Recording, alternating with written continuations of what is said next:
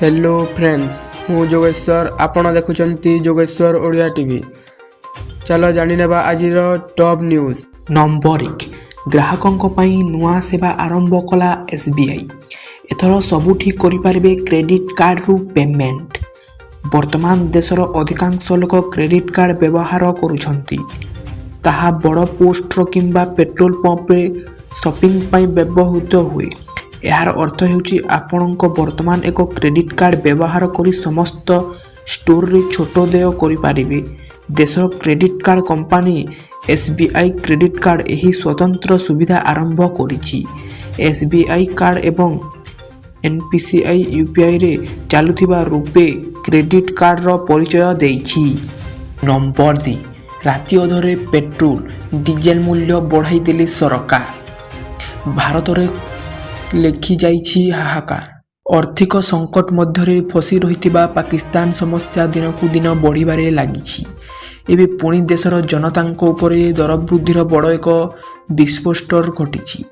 शाहबाज शरीफ सरकारक कार्यकाल सरिबा परे सोमवार देशरे कार्यवाहक प्रधानमंत्री नियुक्ति करा जाइछि। एहा परे देशर जनतांक उपरे पुणी एक बड़ आर्थिक बोझ लदी होई पड़िछि। देशरे पेट्रोल और डीजेल मूल्य अचानक वृद्धि पाइछि। एबे पाकिस्तान रे ईंधन मूल्य रेकर्ड उच्च स्तर रे रहिछि।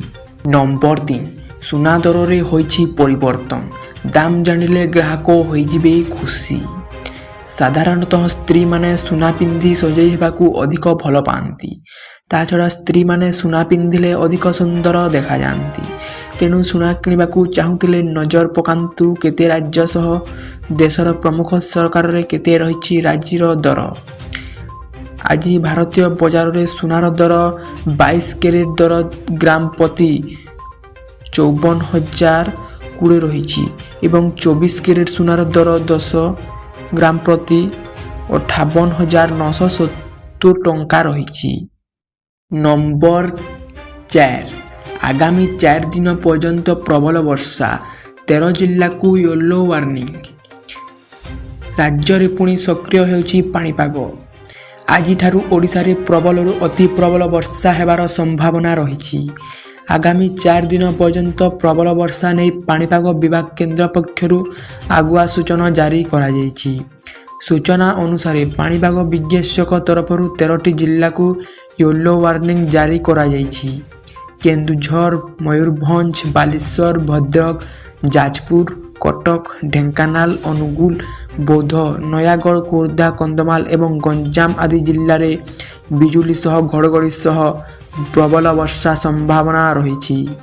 नंबर 5 केंद्र मंत्रिमंडल बैठक रे बड़ निष्पत्ति। प्रधानमंत्री ई बस सेवा को मिलला मंजूरी। प्रधानमंत्री नरेंद्र मोदी अध्यक्षता रे बुधवार केंद्र मंत्रिमंडल बैठक आयोजित हो जाइछि। एही बैठक रे बहु गुरुत्वपूर्ण निष्पत्ति निया जाइछि।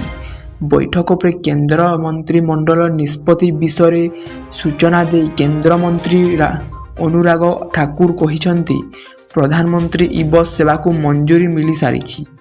केंद्र मंत्री कहिसंती एहा उपरे 57,613 कोटी टंका खर्च करा जिवो। सारा देश रे प्राय 10,000 नवा इलेक्ट्रिक बस उपलब्ध करा जिवो।